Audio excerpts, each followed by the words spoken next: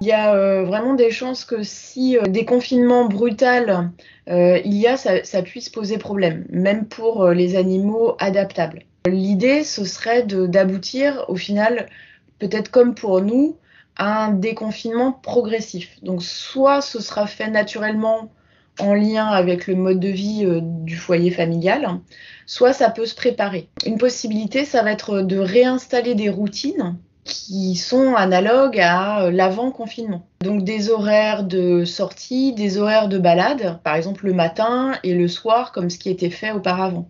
Ce qu'on peut proposer, c'est par exemple sur les chiens, de ne pas les solliciter pendant les horaires de la journée où on va être absent. Donc sans isoler l'animal, sans le forcer à être isolé plusieurs heures dans une pièce ou dans un garage, ça c'est pas le but.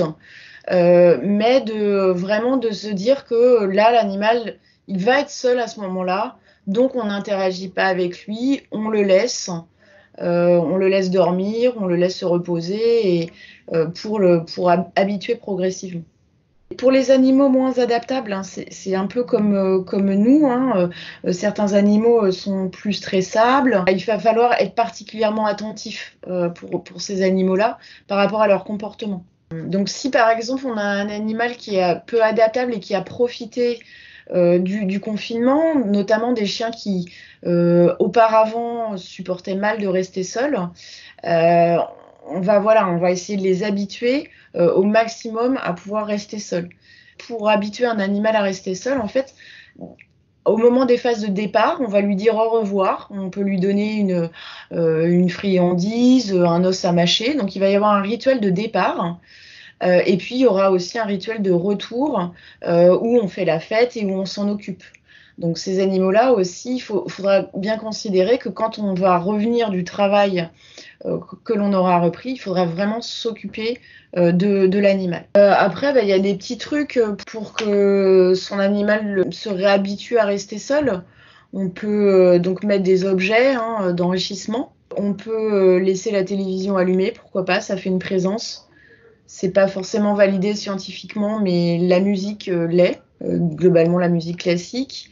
Donc en fait, chercher des choses pour que même si le propriétaire est absent, pouvoir fournir des activités à l'animal qui le souhaite et qui en a besoin. Pour les animaux qui ont au final plutôt mal vécu le confinement, on pourrait penser que le déconfinement va leur être profitable.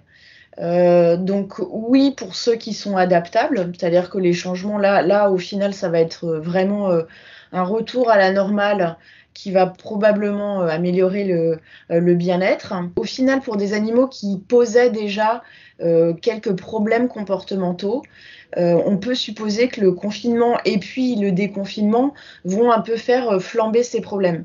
Donc là, il faut vraiment pas hésiter à consulter un vétérinaire pour avoir des conseils.